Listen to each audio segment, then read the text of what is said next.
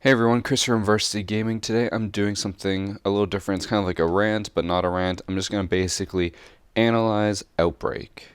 For those of you who aren't in the know, Outbreak came out with Operation Chimera in Rainbow Six Siege and was basically a PvE game mode where three Rainbow Six players could face off against basically an endless swarm of alien zombies. There were three different missions that they could go on and complete, and they all tied in somewhat loosely as a story. The event was only intended to last for a month and then to never come back into the game again. It was just a one-time thing. And at this very moment of recording this voiceover, it is 10:48 a.m. Eastern Standard Time on April 3rd, which means that there's only 12 minutes left in Outbreak before it's completely gone. So I'm sitting here with the game menu open while I talk and rant about this. I basically just want to see what happens once the clock hits zero, if there's a special event that happens after, or if it's completely gone forever. This video is supposed to go up on April 5th on the Thursday, and I'm already going to be in Boston by the time it happens, so if anything special does happen with Outbreak, I'll likely not be able to record it. But I do just want to get some thoughts and feelings out there. The basic question I'm trying to answer with this video is, was Operation Outbreak a failure? Yes or no? Alright, so let's look at a few things. Number 1. Ubisoft claimed that Operation Outbreak was in the work for over a year. That they spent a lot of time and resources dedicated to making this specific 1-month game mode. Now, I'm no game developer, but for me personally, that seems like a huge amount of time just to dedicate to one very limited time game mode. They even had dedicated staff to write the story of this. And, alright, let's go and analyze the story real quick. Because holy shit, was I disappointed. I played the entirety of the Outbreak missions on TTS because I thought those were just a sample of what was to come. We finished all three and we were like, oh, this game mode seems, pretty cool. I can't wait to see what the story develops like. And then when it fully released, we found out that those three missions that we played on the TTS were actually the three final missions and nothing else was being added. Now, I can't complain about this because we should have known that going in. However, the reason why I'm disappointed is because those three missions and their storylines were absolute fucking garbage. They had zero correlation between each of the missions. They were very, very loosely tied together by these cinematics, which didn't even reference one another. To my understanding, the order that these missions are supposed to go in is Sierra's Paradise, and then Sierra Veterans Wing, and then The Nest. I could be wrong, but that's my understanding. So the first mission has you going into like a hotel area and then eventually rescuing Jaeger after his helicopter crashes. You pick him up and take him home. And while you're there, you also destroyed some of their alien components inside of the hotel. So you did some work there.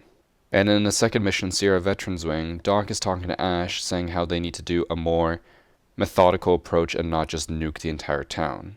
They ask if they can go rescue the doctor, Dr. McIntosh, who was helping with Patient Zero, because he believes that she might have a cure to help with the infected. So the operators go in, they rescue the doctor, and escort her out, and extract her via helicopter that Jaeger is flying. So there is some tie-in there. You save Jaeger in the first mission, he gets back to full health, somehow within the span of like 1 day, and then he comes and rescues you after you rescue the doctor. And then there's a third mission called The Nest.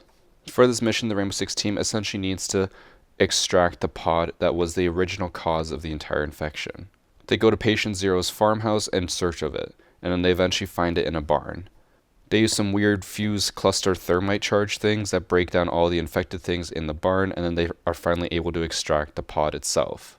So the only tie-in here is that I believe Dr. McIntosh needs that pod in order to find a cure for everything.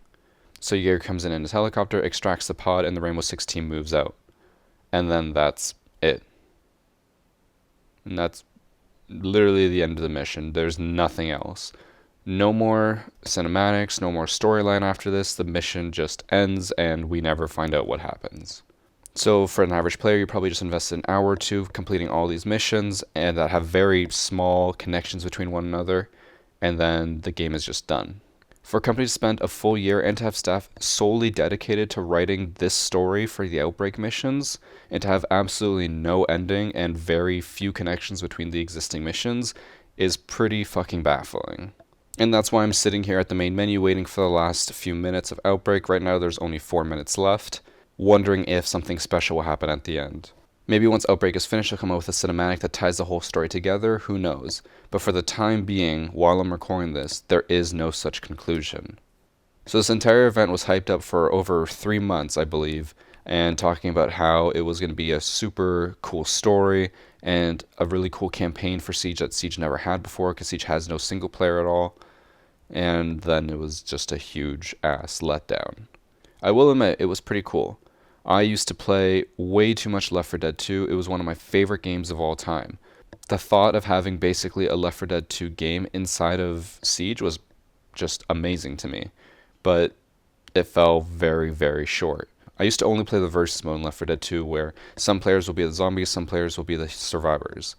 But even when I only played the single player in that game, it was still better than Outbreak ever was.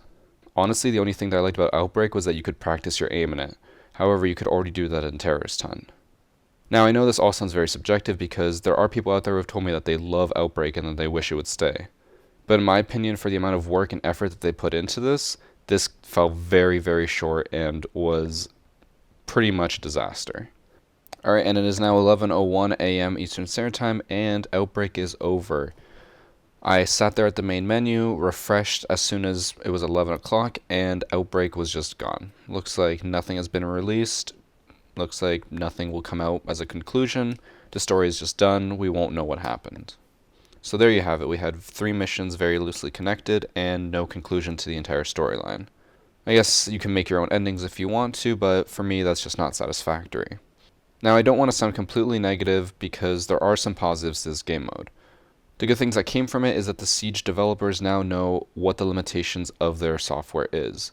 They know where they can push it and what they can do with it in the future. It could allow for more interesting dynamics in the future, including gadgets, like maybe there's someone's gadget who will tear apart walls, kind of like how the Infected did. Or who knows, it just opens up a lot of possibilities. And there is one theory that me and Brendoff discussed while I was in Montreal for the Invitationals that could still be a possibility. And we basically both agreed that maybe Ubisoft did this game mode only for a month just to see what the interest was like. They want to gauge how many people would play it and if it was worth their time and investment. And if it was, then maybe they'll make it into its own separate IP. So instead of spending even more money and even more time creating a full new game that might just flop on launch, they could spend considerably less, put it into a game that already exists, and see if the player base eats it up. So this entire month of Operation Outbreak could just be a test to see if this game would succeed on its own. Personally, I don't think so because there isn't enough content for the game to stand on its own. But again, this could have been a test. They could have just been using the Siege universe as a way to find out if people were interested in it on the overall level. Maybe in the future they'll release their own game with their own operators, their own storyline, whatever.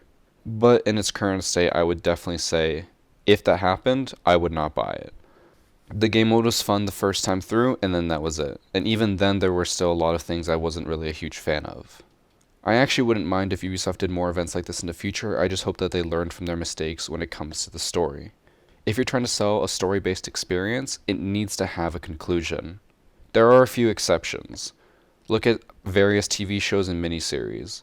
I don't know how many of you have watched the Netflix series The End of the Fucking World. Without spoiling anything, that show ends in a way that makes the viewer have to imagine their own ending. It doesn't directly tell you. And that was awesome. It was a great experience because me as the viewer, I had to think about all the different aspects of the show and think, oh, this happened, therefore this is the ending I believe happened. And when I talked to other people, they came up with their own ideas.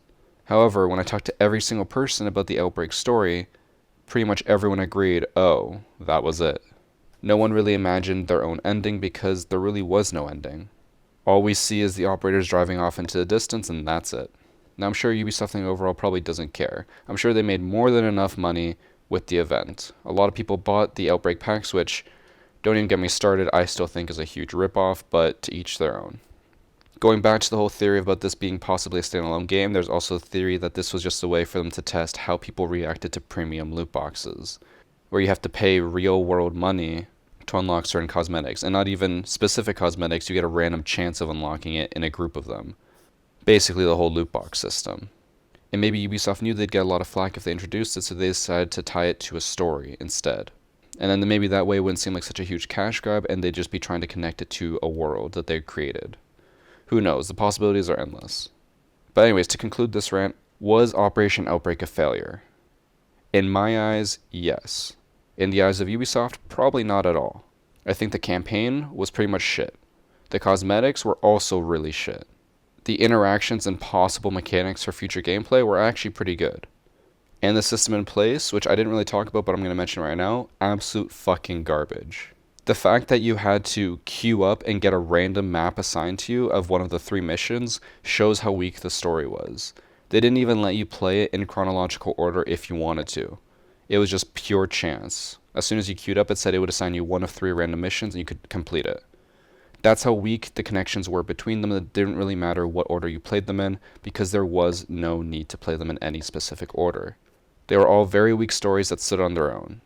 Anyways, yeah, I'm going to keep ranting about this if I keep talking about it, so I'm just going to end it here. Thank you guys for watching. Let me know what you thought about Operation Outbreak in the comments down below. I'm interested to see your comments. Granted, by the time this video comes out, I will be in Boston, so I don't know how many of them I'll be able to respond to. Anyways, take care, guys. I'll see you in the next video.